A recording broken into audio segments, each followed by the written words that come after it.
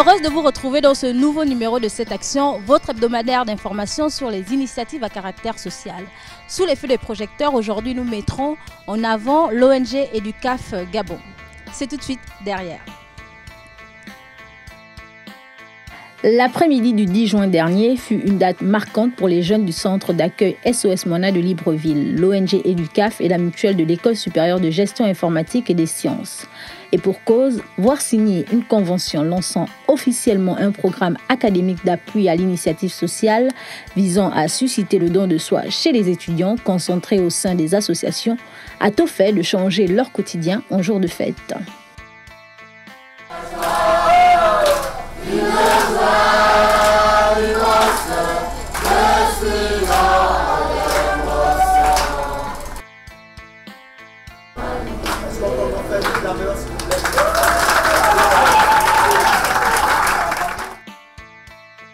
Si, pour eux, les discours officiels ne sont pas toujours très clairs, tout s'éclaire par contre lorsqu'on leur explique qu'il sera question pour les membres de la mutuelle de l'École supérieure de gestion informatique et des sciences, premier signataire de la convention, d'accompagner les enfants du centre SOS Moana dans des menus travaux, dont les travaux ménagers, le soutien scolaire entre autres.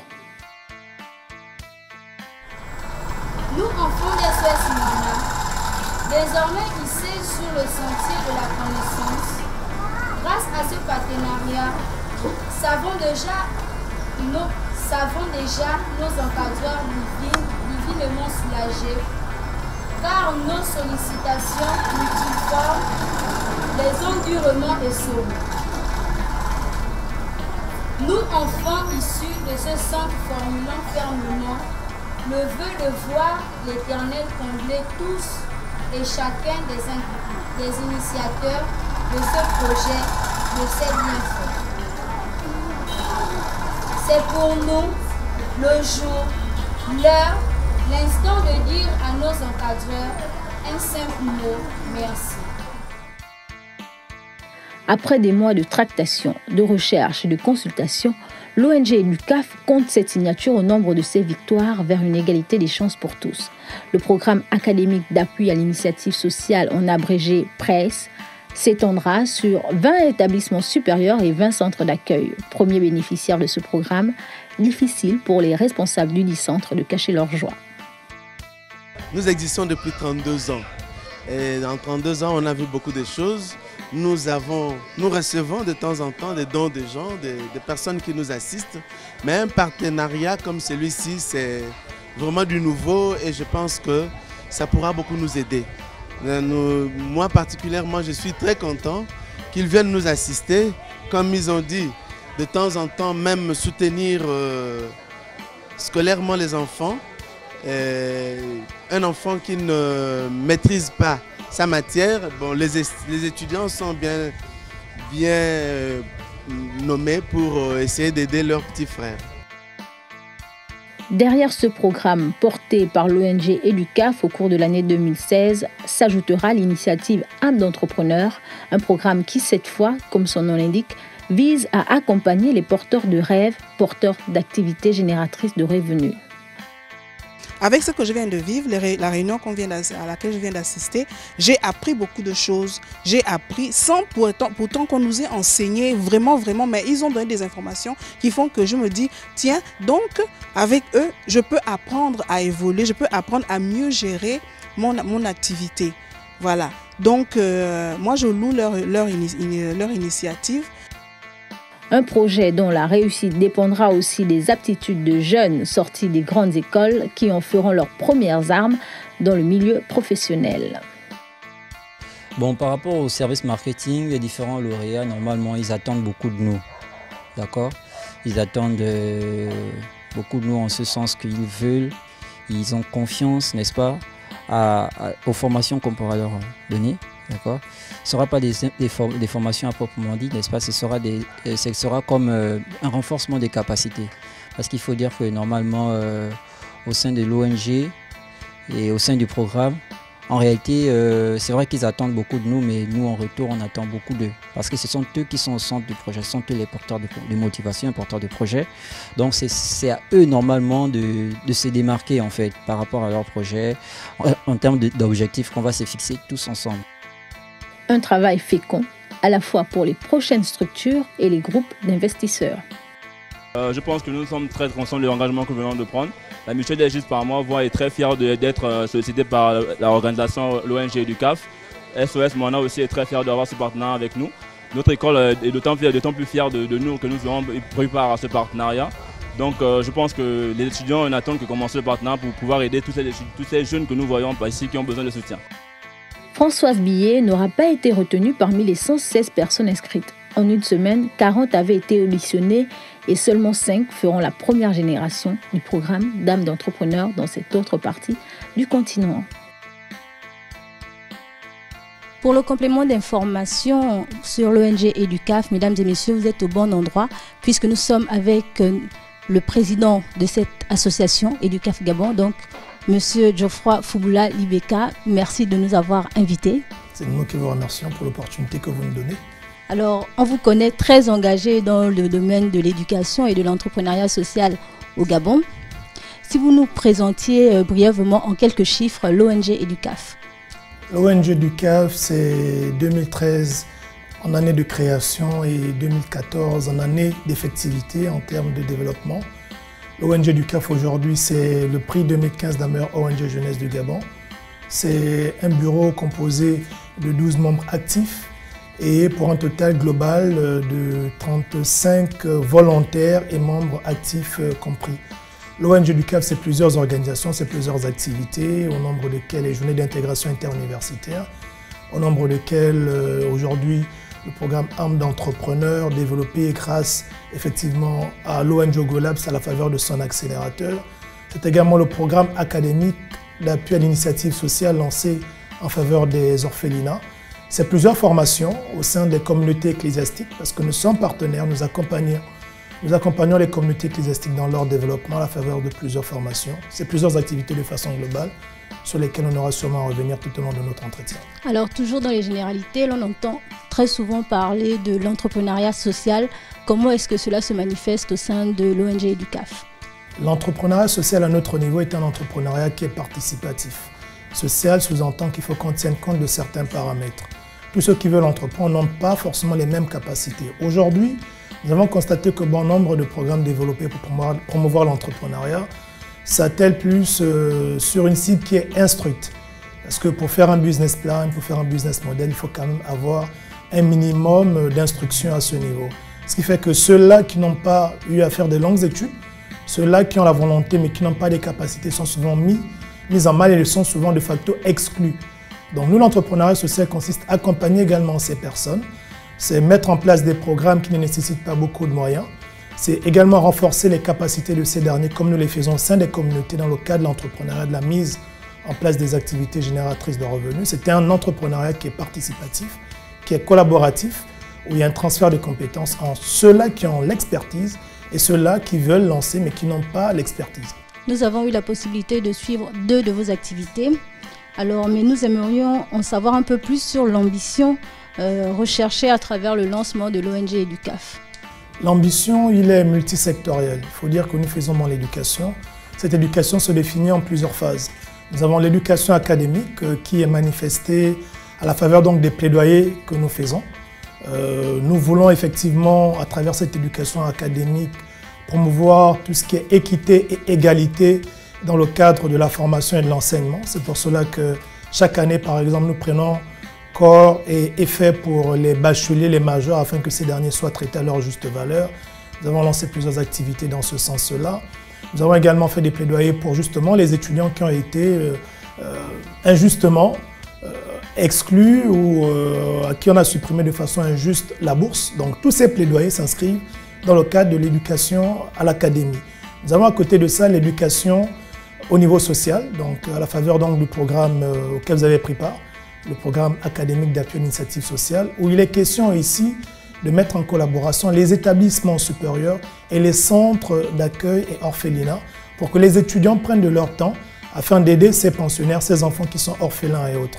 Et nous avons effectivement de l'autre côté l'éducation à l'entrepreneuriat qui est illustrée aujourd'hui par le programme Âme d'entrepreneur que vous connaissez. Donc nous ambitionnons de facto, de ce fait, contribuer à notre manière au développement de tous ces secteurs, sachant effectivement que l'État à lui seul ne peut pas tout faire. L'État a besoin de partenaires, l'État a besoin d'être accompagné et c'est dans cet accompagnement que nous nous inscrivons. Vous l'avez cité tout à l'heure, votre collaboration avec une autre ONG, Ogwe Labs. Pouvez-vous nous en parler? En quoi consiste le rôle de Ogwe Labs pour... On dirait qu'Ogwe Labs, c'est la nébuleuse. Parce qu'au sein d'Ogwe Labs, il y a plusieurs organisations, qu'elles soient associations, ONG ou encore entreprises. Donc c'est en fait la grande mère qui propulse tout ce qu'il y a comme initiative à notre niveau, que ce soit au niveau entrepreneurial, au niveau social à faveur donc, des ONG. Nous, on contribue du mieux que nous pouvons à accompagner l'ONG Ogwe Labs dans son développement. Mais il faut dire en fait que tous autant que nous sommes regroupés. C'est une sorte de, on va dire, consortium, voilà, donc qui est né. Et puis à l'intérieur, ce qui est intéressant, c'est que dans cette grande famille, il y a des prestations réciproques. Si nous sommes limités en termes d'infographie, comme vous avez pu le constater en arrivant, certains éléments, on peut les retrouver au Ogwe Labs. C'est des structures qui sont à l'intérieur, donc de part et d'autre. C'est la grande maison que M. Boussamba a bien voulu mettre à nos dispositions. Vous aidez les autres, cela aussi on l'aura bien compris, mais comment faites-vous à l'ONG EduCAF pour être autonome financièrement? Financièrement autonome, ce qui pourra peut-être vous surprendre, nous n'avons jamais bénéficié de financement de subventions. Il faut dire qu'au sein de l'ONG EduCAF, bon nombre de membres sont des jeunes entrepreneurs. Donc, la plupart de nos activités sont le fruit de la contribution des apports de ces jeunes structures créées par d'autres jeunes au sein de l'ONG EduCAF. Nous développons également des programmes qui nous permettent de supporter certaines charges. Ce sont certes des programmes sociaux, mais c'est également des programmes, on va dire, à portée économique, mais dont l'activité n'est pas aussi importante que ça. En gros, on va dire 70% des activités, 80% sont financées sur la base des programmes que nous lançons, et les 30 autres %, ce sont les entreprises créées par des jeunes au sein de l'ONG EduCAF. Parce que c'est le principe chez nous, il ne faut pas intégrer l'ONG EduCAF, sortir de là sans pour autant avoir lancé une activité génératrice de revenus. Comment y adhère-t-on justement à l'ONG EduCAF? Notre siège, nous sommes situés à l'ancienne Sobraga, la descente en allant vers l'Union. Nous sommes ouverts, on va dire 6 jours sur 7, mais logiquement on est 7 jours sur 7 ouverts. Donc il suffit juste de vous rapprocher de notre siège et puis nous serons très heureux de vous compter parmi nos membres. Quel est le type de membre que vous recherchez? Comme cela a été démontré à travers Âme d'entrepreneur, des personnes qui ont rien que la volonté. Des personnes qui veulent accompagner, qui peuvent contribuer à leur niveau au développement de l'éducation, qu'il soit éducation académique, à l'entrepreneuriat ou au social. C'est très paradisiaque votre structure et j'ai envie de vous poser la question de savoir quelles sont les difficultés auxquelles vous pourriez éventuellement vous heurter au quotidien. L'une des principales difficultés aujourd'hui est d'ordre administratif. Ce qui nous limite un peu et ce qui limite les partenaires qui veulent nous accompagner un peu plus loin. Nous avons depuis 2013, lorsque nous sommes constitués, entrepris les démarches de légalisation de l'ONG. Mais laissez-moi vous dire que ça fait au moins 3-4 fois que la procédure elle est relancée. Donc on n'a toujours pas jusqu'à présent un récépissé, bien que des partenaires internationaux veulent nous accompagner. Donc légalement, c'est la principale difficulté à laquelle nous sommes confrontés. Heureusement que pour pouvoir pallier sans compter sur l'apport des partenaires internationaux et nationaux, nous avons nous-mêmes mis en place notre mécanisme donc de participatif pour pouvoir subvenir à nos propres besoins. Quelles sont donc les valeurs dont vous vous proclamez aujourd'hui? La principale valeur chez nous, c'est l'intégrité. Il faut être intègre dans tout ce que nous faisons. Nous ne sommes point parfaits, mais nous pensons que par la grâce de Dieu, nous pouvons tendre vers l'intégrité. L'intégrité sous-entend que nous devons être intègres lorsque nous défendons une cause. L'intégrité sous-entend que nous devons être engagés lorsque nous défendons une cause. L'intégrité pour nous sous-entend que nous ne devons rien entendre en retour lorsque nous nous battons pour aider les autres parce que le Seigneur effectivement prendra soin de nous. Si nous sommes là à cet instant précis, c'est parce qu'il s'occupe suffisamment de nous. Donc nous, la valeur principale, c'est l'intégrité, c'est l'engagement. Alors votre zone d'intervention ne se limite-t-elle qu'à Libreville? Malheureusement, pour le moment, oui. Pour le moment, oui, parce que, comme vous avez pu le constater, nous sommes une ONG naissante, à peine 3 ans d'existence et 2 années d'activité. Nous souhaitons aller plus loin, en remettant entre les mains de Dieu. Lorsque le Seigneur permettra qu'on puisse se déployer sur l'ensemble du pays, on le fera. Mais nous ne pouvons que nous limiter à Libreville parce que malheureusement ou heureusement, c'est les seuls moyens que nous avons, c'est d'effectivement couvrir les activités à ce niveau. On peut l'espérer pour les personnes qui sont par exemple dans des milieux très reculés comme à Mandaranga, espérer sentir les impacts de votre initiative? Oui, on a lancé en 2013, on a voulu lancer un programme qu'on appelait la caravane Gabon Éducation Tour, afin de faire le tour dans les zones les plus reculées pour apporter l'information en matière d'éducation. Nous nous sommes rendus compte que la plupart des programmes développés dans le cadre de l'éducation par exemple se limitent à Libreville. Or, dans les coins les plus reculés, on a également des élèves qui ont besoin d'informations, qui veulent savoir quelles sont les opportunités de formation. On avait lancé ce programme, on a été reçu dans bon nombre de ministères, on a apprécié le programme. Bon, vous connaissez un peu comment ça se passe dans notre pays. C'est toujours bon, on vous félicite, vous prenez des photos, mettez sur Facebook. Mais dans l'effectivité, on est tous silencieux.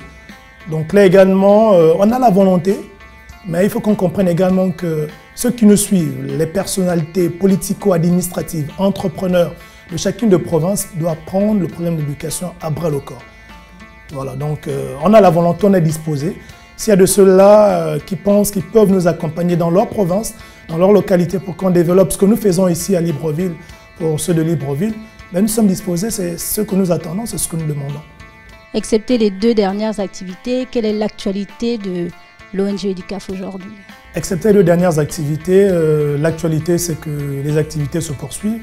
Vous êtes arrivé tout à l'heure, nous avions en séance de formation avec la première vague des entrepreneurs qui ont été admis au sein de l'accélérateur Ogolabs à la faveur du programme Âme d'entrepreneur. Dès demain, le directeur du programme d'académique d'appui à l'initiative sociale fera le tour de certains ministères parce que la semaine dernière, nous étions en échange avec les responsables d'SOS Moana par exemple. Le constat qu'on a fait dans le cadre de ce programme, c'est que les pensionnaires, les enfants orphelins des centres d'accueil n'ont pas de pièce d'état civil, n'ont pas de couverture santé. Or, le centre d'accueil, l'orphelinat, est le lieu par expression de la solidarité. Comment comprendre qu'on puisse être orphelin, admis dans un centre d'accueil, qu'on n'a pas de pièce d'identité, qu'on n'a pas de couverture santé. Pas que les responsables n'aient pas entrepris des démarches, ils ont maintes fois entrepris des démarches, mais il n'y a jamais de suite jusqu'à présent. Donc nous avons décidé de prendre ce problème à bras le corps et dès lundi, nous allons justement en termes d'actualité, commencer à faire ce plaidoyer, afin pourquoi pas qu'on trouve un mécanisme quitte à statuer sur une loi pour faciliter à tous ceux qui sont orphelins, admis dans des centres d'accueil, d'avoir ces documents. C'est inconcevable qu'on ait 17 ans, 18 ans, on est pensionnaire dans un centre d'accueil depuis l'âge de 1 an et qu'on n'arrive pas à nous délivrer une pièce d'état civil. Donc c'est l'une des préoccupations qui fera sûrement l'actualité de l'ONG EduCAF la semaine prochaine. D'accord. Alors pour clôturer cet entretien, M. Geoffroy Fouboula-Libeka, que souhaiteriez-vous que l'on retienne de l'ONG EduCAF Gabon? Bon, ce que l'on retienne, c'est que l'ONG EduCAF est une ONG qui est disponible à accompagner les autorités, qu'elles soient d'ordre national ou international, dans le développement des programmes et politiques attrait donc à l'éducation, que ce soit l'éducation sociale, l'éducation de l'entrepreneuriat ou l'éducation académique. L'ONG EduCAF se veut être promotrice donc, des objectifs de développement durable, des 17 objectifs de développement durable. L'ONG EduCAF se veut également être promotrice et accompagnatrice de l'État dans le cadre des politiques qu'elle développe dans les secteurs qui sont les nôtres. Donc, en termes d'attente, retenez que vous avez un partenaire qui est l'ONG EduCAF et qui veut œuvrer à côté de vous pour la résolution de certains problèmes que vous avez identifiés. Merci de nous avoir accordé cet entretien. Je vous en prie, c'est nous qui vous remercions. Chers téléspectateurs, c'est ici que s'achève cette action. Merci pour votre fidélité et n'oubliez pas de nous contacter via nos contacts qui s'affichent en bas de votre écran. Cette action, c'est fini pour aujourd'hui, mais on se retrouve la semaine prochaine. À très bientôt sur les antennes de Canal 7, votre chaîne panafricaine.